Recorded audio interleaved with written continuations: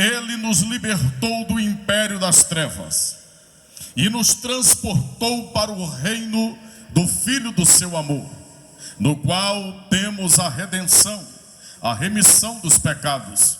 Este é a imagem do Deus invisível, o primogênito de toda a criação, pois nele foram criadas todas as coisas, nos céus e sobre a terra, as visíveis e as invisíveis, sejam tronos, sejam soberanias, quer principados, quer potestades. Tudo foi criado por meio dele e para ele. Ele é antes de todas as coisas, nele tudo subsiste. Ele é o cabeça do corpo, da igreja.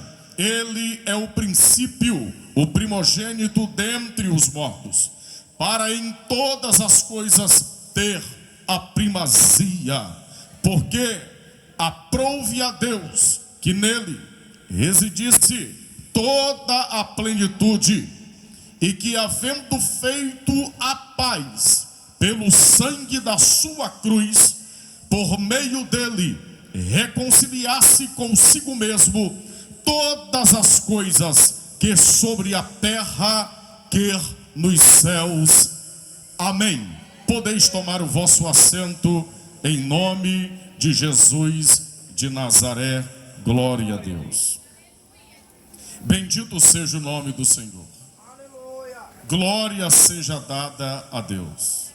Queridos irmãos, queridas irmãs, igreja aqui presente, pessoas amigas que vieram aqui esta noite, nenhuma força no mundo se torna mais poderosa do que o Evangelho de nosso Senhor e Salvador Jesus Cristo. O Evangelho não nasceu no coração do homem. O Evangelho nasceu do coração de Deus. O Evangelho procede do céu e não da terra. Foi concebido na eternidade e não no tempo. O Evangelho é algo que vem diretamente de Deus à terra para favorecer todo homem, para favorecer toda a mulher, para favorecer todo aquele que necessita e carece da graça e do benefício de Deus. O Evangelho é o poder de Deus para a salvação de todo aquele que nele crê. Bendito seja o nome do Senhor. Paulo aos Romanos, no capítulo 1 e versículo 16, ele vai dizer: o Evangelho de Deus é poder. O Evangelho de Deus é poder para a salvação. Bendito seja o nome do Senhor. O Evangelho é a dinamite de Deus, oh glória. O Evangelho se torna o dunamis de Deus na linguagem grega. O Evangelho tem esta força, o Evangelho tem este poder. O Evangelho explode as barreiras, aleluia, mais rígidas, aleluia, e abre os corações mais endurecidos. O Evangelho quebrou as cortinas de ferro da Rússia. O Evangelho está quebrando a impossibilitação da pregação dele na janela 1040. O Evangelho é poder de Deus. Só quem crer na força, no poder, na magnificência, na plenitude do Evangelho, levante a mão e por um instante glorifique e exalte a Deus. Adore a Deus pelo Evangelho. Exalte a Deus pelo Evangelho. Olhe para quem está à sua direita e quem está à sua esquerda e diga assim para ele ou para ela: você só está aqui esta noite por causa do Evangelho. Vai, olhe, diga: você só está aqui por causa do Evangelho. Diga para ele: olhe para quem você era, aleluia, e olhe para o que o Evangelho te fez e te tornou. Diga para ele: olhe para você e veja como você está agora. Diga para ele: porque o Evangelho tem 3 funções primordiais. Diga para ele: o Evangelho moraliza. Vai, diga para alguém que está do seu lado: o Evangelho moraliza. Eu pelo menos era um drogado, um alcoólatra dentro desta cidade, ex-gangue da bota preta, miserável, pobre e impotente pecador, 14 anos de idade, 1999, aterrorizando as ruas das cidades de São Luís, mas agora limpo pelo poder do Evangelho, Porque o evangelho moraliza. A outra função do evangelho é que o evangelho educa. Diga para alguém aí que está ao seu lado, diga: o evangelho educa. Aleluia. Vê como você fala melhor. Não há gíria, não há arrasto no teu vernáculo. Há uma linguagem límpida, pura, entendível. Sabe por quê? Porque o evangelho educa, o evangelho moraliza e aleluia. E em terceiro lugar, olhe para alguém sorridente e feliz, diga assim para ele: o evangelho tem o poder de te levar, de me levar, de nos levar, de nos conduzir, de nos direcionar para o céu. Para o céu. Aleluia! O evangelho é poder. Oh, meu irmão, adore a Deus com liberdade. Oh, aleluia. Adore a Deus mais um instante com toda a liberdade. Aleluia, adore segurando na mão dele. Isso não é pecado, aleluia. Confraternizar-se, afinal de contas estamos em festa. Segure na mão de quem está ao seu lado, levante ela bem alto e diga assim: o evangelho me educa, te educa, me educou, te educou. O evangelho me moralizou, te moralizou. Lembra quando alguém era um bêbado, largado, fétido, viciado em cigarro, em maconha? Aleluia, o evangelho te moraliza. Agora alguém olha para você e diz: é um crente, é um irmão, é um lavado, é um comprado, é um redimido, é santo na pessoa bendita de Jesus. Oh, aleluia. Aonde o evangelho chega, vidas são transformadas, famílias inteiras são salvas, cidades são reerguidas das cinzas. Nenhuma força pode resistir ao evangelho. Não existe exército mais poderoso que possa existir, que possa deter o avanço do evangelho. É por isso que estamos aqui, aleluia, em praça pública, em via pública, aleluia, levantando as mãos com toda a liberdade, dizendo: o evangelho é poder. Oh, glória a Deus. O evangelho é poder. Aleluia.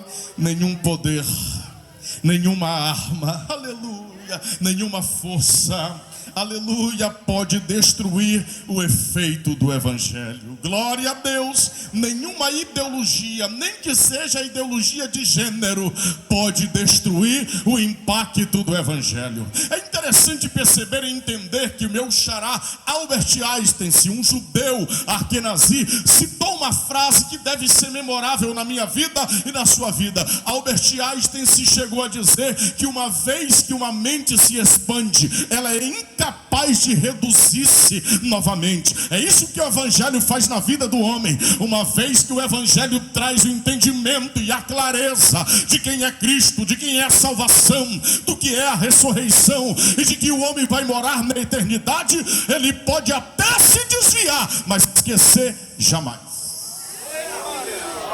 Oh, glória a Deus. Só quem pode glorificar a Deus mais uma vez pelo evangelho. Então diga para quem está do seu lado, diga: o evangelho é a boa notícia, é as boas novas de salvação. Aleluia. Qual boas novas de salvação, pastor Albert? Jesus é a verdade que liberta. Oh, aleluia. Jesus é a verdade que liberta.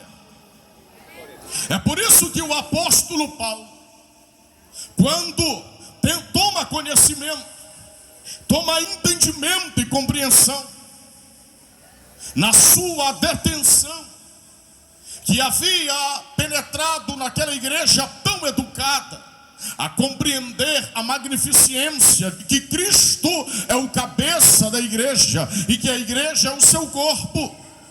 Paulo agora vai deitar por terra a heresia, os falsos ensinos que chega àquela região tão progressiva por parte do evangelho.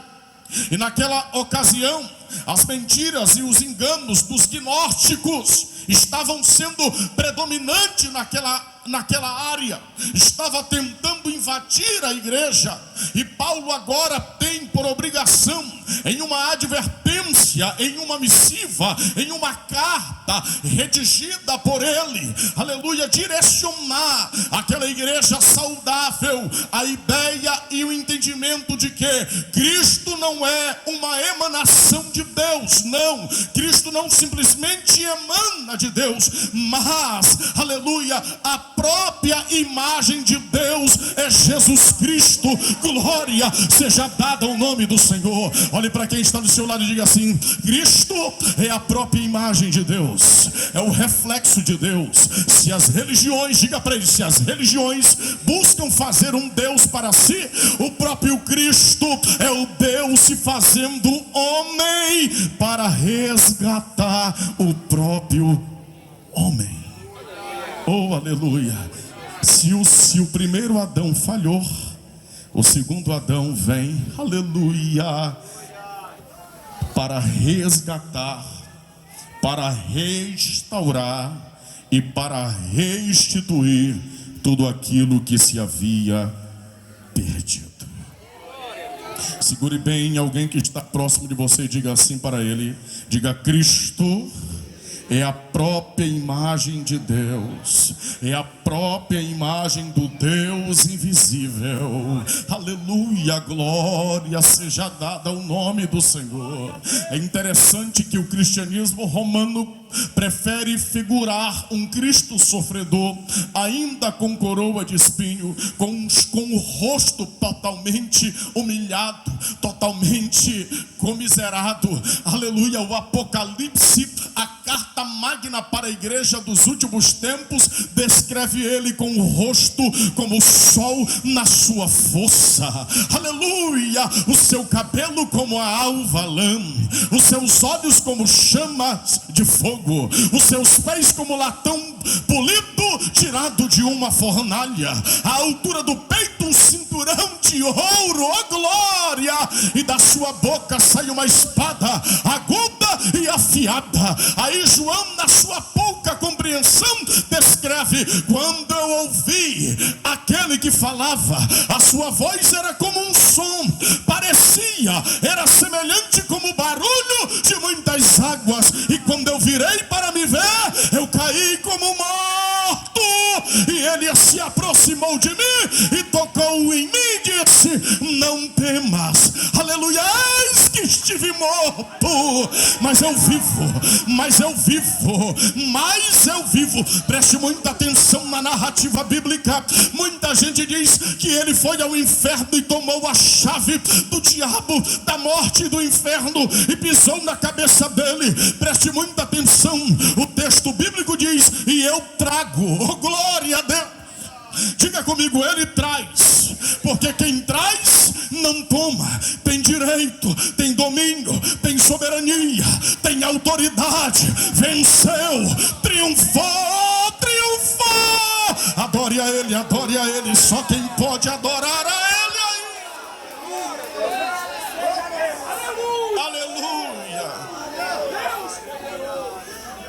Aleluia, aleluia.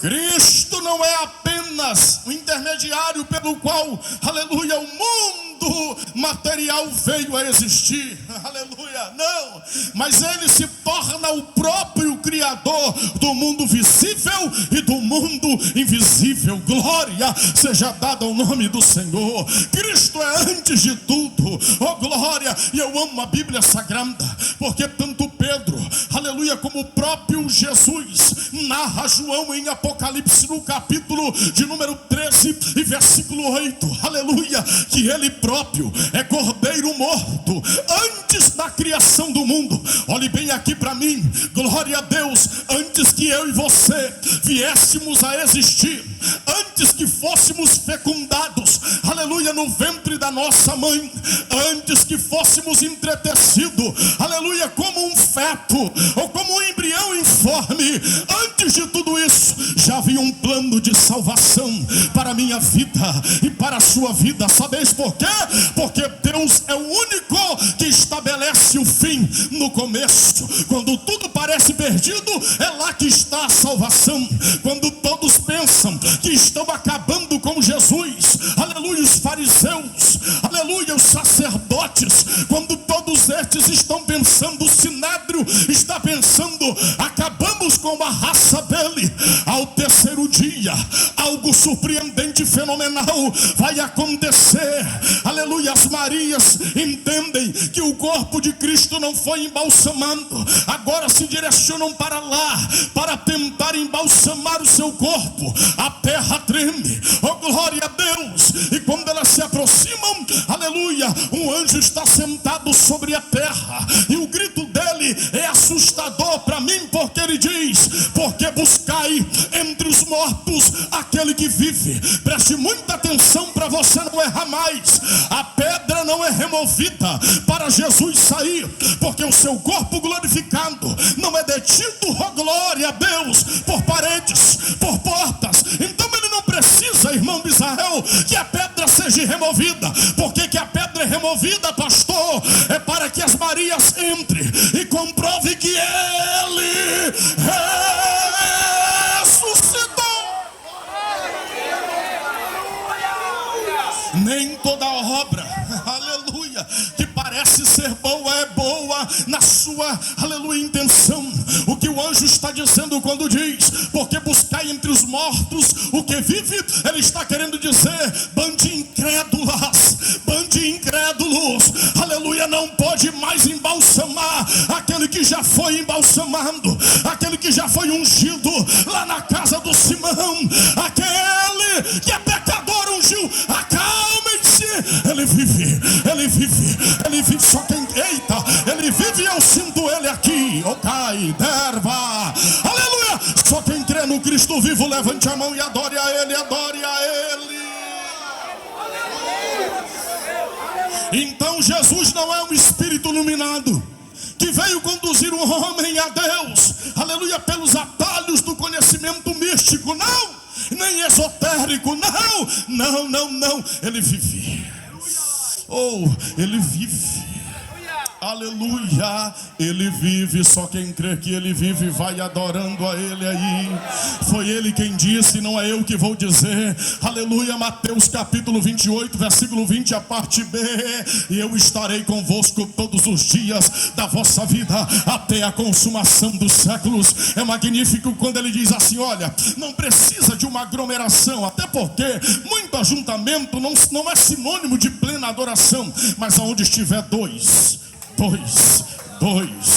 um culto verdadeiro dá para fazer com dois, porque tem culto com uma aglomeração que Jesus já nem se faz presente, mas precisa de dois,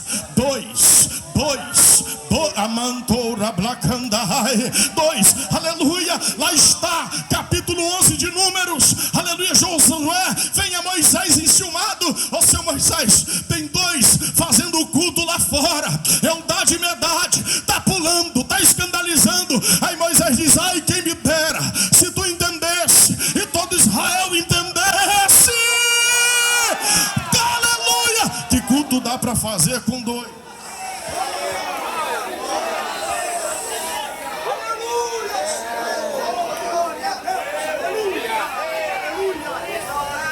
Mas o Redentor veio ao mundo para resgatar o homem pelo sangue da sua cruz.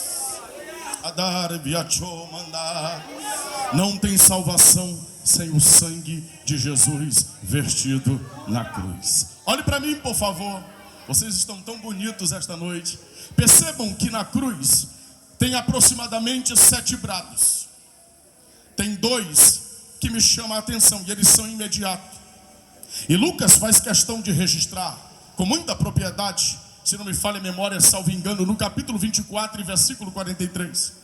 E quando Jesus está na cruz, enquanto há escárnio aqui embaixo, enquanto todos queriam que ele descesse da cruz, sem entender que sem Cristo na cruz não há salvação, ele permanece em silêncio. Até o ladrão da direita e o ladrão da esquerda se acham no direito de escarnecer. De repente Jesus vai abrir a boca e vai dar o primeiro brado na cruz. Quem me ouve, diga glória a Deus. E o primeiro brado dele é um pedido de perdão. O primeiro brado dele é uma intercessão. O primeiro brado dele penetra a alma do homem e percebe a ignorância, a incapacitação de vê-lo como Senhor e Salvador da vida. E mediante esta compaixão, que é colocar-se no lugar do outro, que é penetrar nas lacunas mais profundas da alma do outro, que é ir no cárcere das emoções dos seres humanos, ele percebe que há vazio, há obscuridade, há trevas que precisa de luz, aleluia, e o sol da justiça brilha naquele momento, quando Jesus olha para a incapacitação humana, abre a boca e diz: Pai, oh papai, perdoa-lhes, porque eles não sabem o que fazem. Segure bem carinhosamente na mão desta pessoa que está cheirosa ao teu lado, bem carinhosamente. Se tu perceber que ele não é um crente muito pentecostal ativo, aperte a mão dele até ele dar glória a Deus. Aperte a mão dele até ele dar glória, aleluia. E vai dizendo para ele assim: mesmo sem eu e você merecer, a primeira coisa que acontece na cruz é um pedido do filho ao pai por perdão, pela minha vida, pela sua vida, aleluia. Mas olhe mais bem dentro do olho desse irmão, diga: antes que você viesse existir, já havia um grito na eternidade, há 2000 anos atrás: perdoa, perdoa, perdoa, perdoa, perdoa, perdoa e perdoa. Quando os ladrões chegam um dos ladrões chegam à plena consciência, e naturalmente é o que está à direita, porque sempre o que está à esquerda não está prestando muito, mas o que está à direita sempre vai dando um pouquinho mais certo. Glória a Deus. Ele é tomado de um lapso de consciência e diz: opa, eu sou pecador, eu estou aqui porque mereço, eu estou aqui porque estou errado. Percebam que Jesus está em silêncio. Tem escárnio, tem grito, tem zombaria, tem crítica. Mas quando alguém se conscientiza e diz assim: nós estamos aqui porque merecemos, este nada fez para estar aqui, ele olha e diz: Rei, lembra-te de mim quando entrares no teu reino. O silêncio de Jesus uma vez mais é quebrado e ele diz: hoje mesmo, hoje mesmo, hoje mesmo, hoje mesmo. É imediato, hoje mesmo. Glória, aleluia, é hoje mesmo. Porque se alguém aceita Jesus agora e morrer daqui a pouco, hoje mesmo, hoje mesmo, é hoje mesmo estarás comigo no paraíso. Aleluia. Agora olhe para cá. Aleluia. Os falsos mestres em Colossos, bem como os falsos mestres, aleluia, dos dias atuais, dos nossos dias, eles negam a importância, eles negam a eficiência, eles negam a eficácia de Cristo, mas, aleluia, não lhe dão a preeminência, não lhe dão o reconhecimento, não lhe dão a honra devida, a moral devida. Algumas religiões podem até compreender a importância de Cristo, pode até entender a graciosidade de Cristo, mas lhe negam a preeminência, lhe negam, aleluia, a exaltação, lhe negam a grandiosidade pelo qual ele é. Para os gnósticos, Jesus Cristo era apenas, aleluia, aleluia, uma emanação de Deus. Hoje, aleluia, os muçulmanos olham para Jesus e dizem, na história olham para Jesus e dizem: ele era apenas um grande profeta. Eita, meu Deus, pasme, Jesus é profeta sim, proferido em Deuteronômio. Olha, Moisés, vai se levantar um profeta dentre os teus, ele é profeta, oh glória, mas também ele é sacerdote, e ele também é rei. Não tenho tempo para explicar, mas nenhum homem na terra se levantou com esse tríplice ministério. ministério. Jesus é profeta, ele é rei e ele é sacerdote. Quem pode levantar a mão aí para adorar a ele? Exalte a ele por um instante e diga: Jesus é rei, é profeta, é sacerdote. Adore a ele e exalte e bendiga o nome dele. Agora olhe para cá, os espíritas vão ensinar, o espiritismo vai ensinar, aleluia, que Cristo é apenas um espírito iluminado. Oh meu Deus, ele é a própria luz do mundo. Mas vamos lá, ai Jesus, os romanistas, vocês sabem do que eu estou falando. Eles dizem que Jesus é apenas um dos intermediários ou mediadores para Deus. Não dão totalidade a isto. As testemunhas de Jeová diz que Jesus foi, aleluia, um ser criado e não o Criador. Olhe para mim, quem é Jesus? Olhe para quem está ao seu lado e pergunte para ele: quem é Jesus para você? Pergunte para ele: quem é Jesus para você? Em Mateus capítulo 16, versículo de número 13, o próprio Jesus fez essa pergunta: que dizem os homens ser o filho do homem? Aí os discípulos vão responder: uns dizem que tu és Elias. Oh glória! Por conta da profecia, eles pensam que tu és Elias. Outros dizem que tu és Jeremias, porque tu tem uma forte comoção e emoção. Outros dizem que tu és João Batista, pela mensagem firme e poderosa que tu pregas. Mas outros dizem que tu és alguns dos profetas. É entendível para Jesus entender a opinião pública, aleluia, porque não estava tão próximo dele para entender a magnificência, para sentir a magnificência. Porém, ele vira para os seus discípulos e diz: e vós, o que dizeis que eu sou? Aleluia, aleluia, glória a Deus. E vocês, o que dizem que eu sou? Porque vocês me viram, aleluia, ressuscitar os mortos. Vocês me viram multiplicar pães e peixes.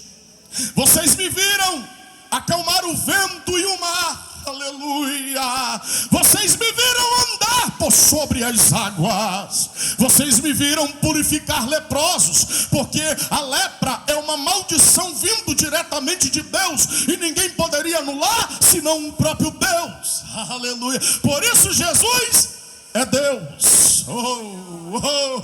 Quem adora Ele, aleluia, quem exalta Ele. E vós, o que dizeis que eu sou? Esta igreja veio para a rua, área 67, é isso? Veio para a rua esta noite com uma temática, aleluia. Jesus é a verdade que liberta. Não é interessante nós estarmos com esta temática sem conhecermos quem é Jesus verdadeiramente? Eu fico olhando aqui os 12, de repente dentre os 12 tem um que é mais agitado, tem outro que é mais cauteloso. Calma aí, Pedro, não vai de vez. Eu fico imaginando Pedro se agitando, querendo levantar e dizer alguma coisa, e alguém segurando: Pedro, te acalma. De repente ele que era impossível, não resiste, pula e diz: eu sei quem tu és. Tu és o Cristo. Orai.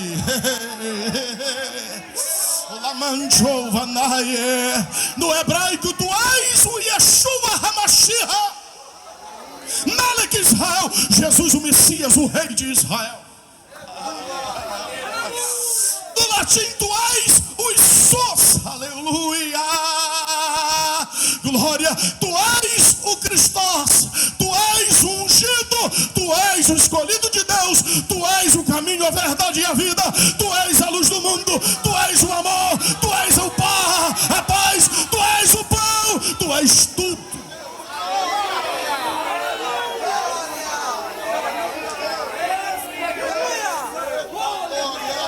Preste atenção. Não sei quanto tempo eu tenho ainda, mas preste atenção. Aleluia.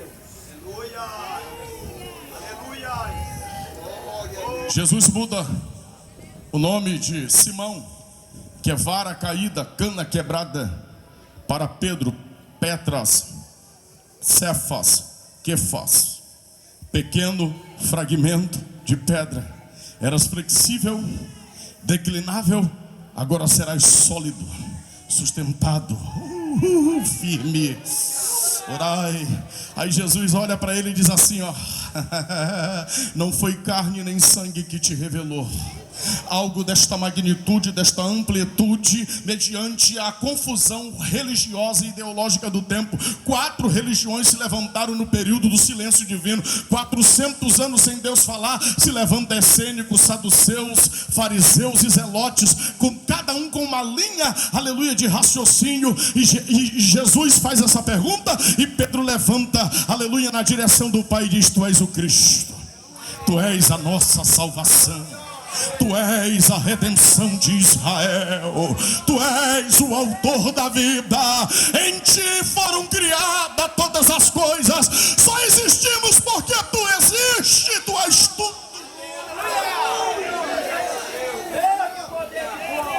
E deixa eu adiantar aqui para a gente resumir algo que você precisa saber. Se Jesus é a verdade que liberta, você precisa saber. Jesus olha para Pedro e diz: e sobre esta pedra, não és tu, Pedro, Kefas, Cefas, pequeno fragmento de pedras, mas sim sobre a tua afirmação, que eu sou o Cristo. Essa afirmação tem tanto poder, Pedro, que as portas do inferno não prevalecerão contra ela. Irmão, olhe para mim aqui, olhe bem aqui para mim, olhe bem aqui na minha face. Depois da igreja primitiva, ou durante o período da igreja primitiva, houve carnificina amuada, houve perseguição amuada, sangue de cristão derramado. As portas do inferno não prevalecerão contra a minha igreja. Hades, Sheol, portas da morte, habitação da morte. Pode morrer o tanto de crente que morrer, mas a igreja continua. Meu Deus, você entendeu, crente?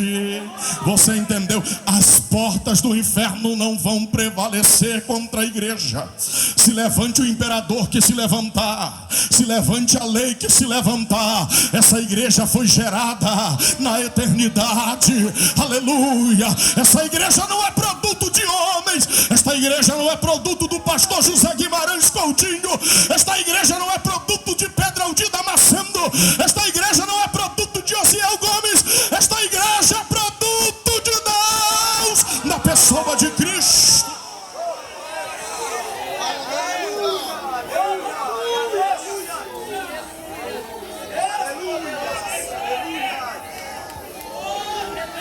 Olha a magnitude da Bíblia. O inferno não prevalece. E eu tenho um brinde para vocês, porque ele dá para nós infinitamente mais além do que pedimos ou pensamos. Eis que vos dou a chave do reino dos céus. Aquilo que ligares aqui na terra, autoridade, governo, oh glória, compartilhado. Aquilo que ligares aqui na terra terá sido ligado no céu. E aquilo que desligares aqui na terra também terá sido desligado no céu. É só dobrar os joelhos e falar com Ele, e de lá emana poder e a autoridade, porque Jesus é a verdade que liberta. Glória a Deus. Oh glória.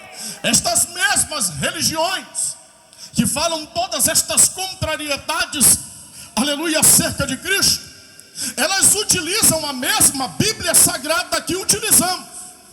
Algumas com alguns acréscimos, que chamamos de apócrifos, falsamente escritos, acrescentados. Outras com a redução de algumas verdades, mas continua sendo a Bíblia. E esta Bíblia que temos em mão, em João capítulo 6, versículo 68, está escrito o que, irmão? Para quem iremos nós, se só tu tens as palavras da vida eterna? Jesus é a verdade que liberta. Em João capítulo 14, versículo 6 está escrito o que, irmãos? Eu sou o caminho, a verdade e a vida, e ninguém vai ao Pai se não for por mim. Atos capítulo 4, versículo versículo 12, como é que está escrito, irmãos? E nenhum outro nome é dado nos céus, reino espiritual, na terra, reino dos homens, e debaixo da terra, mundo dos mortos, pelo qual alguém seja salvo, senão pelo poderoso nome de Jesus. Romanos capítulo 8, versículo 1, como é que está escrito, irmãos?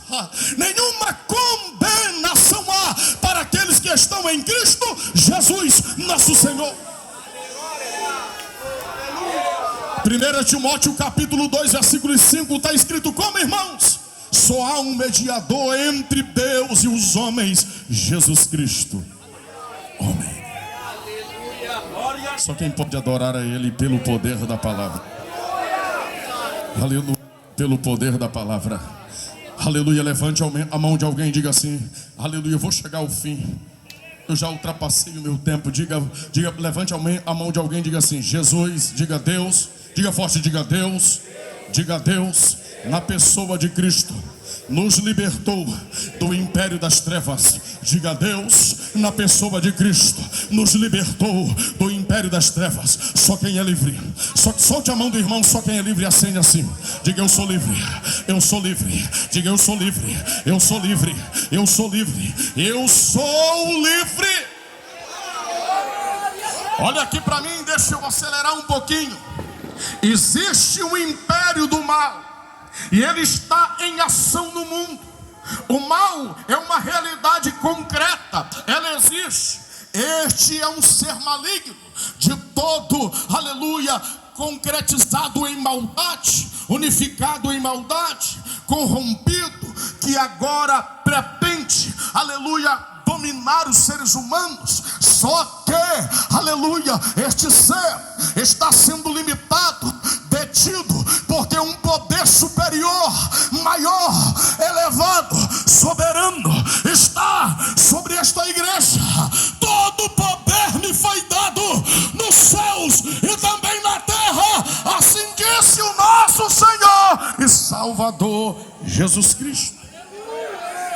Este reino é das trevas, porque o reino das trevas, da escravidão, do pecado, do engano, da mentira, do adultério, da prostituição, da condenação eterna, aprisiona o homem nas drogas, no crack, na cocaína, no alcoolismo, no tabagismo, aprisiona o homem, eu vou falar, no homossexualismo, aprisiona o homem no tráfico, porque toda, aleluia, extensão da Bíblia, quando usa a linguagem metafórica das trevas, ela está dizendo, é o domínio do inferno que está lá, mas esta noite esta igreja está aqui para repetir o que João na sua primeira epístola, no capítulo 3 e versículo 18 disse, versículo 8 disse, porque para isto se manifestou o Filho de Deus, para destruir todas as obras do diabo. Só quem pode adorar a Ele aí, só quem pode exaltar a Ele aí. Olhe para quem está ao seu lado e diga: o homem não pode libertar, aleluia, a si mesmo deste império de trevas. O homem não pode escapar das garras desse valente por si mesmo. Aleluia, o conhecimento esotérico. O que é conhecimento esotérico, pastor? É um conhecimento sobrenatural. Alguém que mexe com o ocultismo, com coisas sobrenaturais, aleluia, não pode quebrar as algemas da escravidão que o diabo colocou no homem. Lembra de Atos capítulo 19, versículo 13 a 16, quando os filhos de Seva, aleluia, pegaram aquele homem endemoniado e começaram a dizer: eu te expulso, eu te excomungo no nome do Deus, do Jesus que Paulo prega. O demônio olha para ele e diz assim: conhecimento disso não adianta, tem que ter vida. Jesus eu conheço, Paulo eu sei quem é, e vocês, quem me ouve aqui, diga glória a Deus. O crente mais simples aqui esta noite, o crente mais humilde aqui esta noite, o crente que tropeça em palavras aqui esta noite, pode até levantar a mão e dizer: em nome de Jesus, aleluia, o diabo vai ter que entender, porque o poder do nome de Jesus na boca de quem serve a Ele é libertação, é poder e autoridade.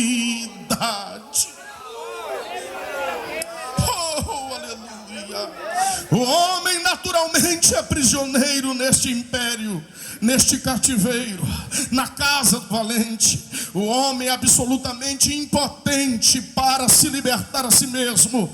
O homem não é liberto por resolução humana de maneira nenhuma, aleluia, ou luta própria, não.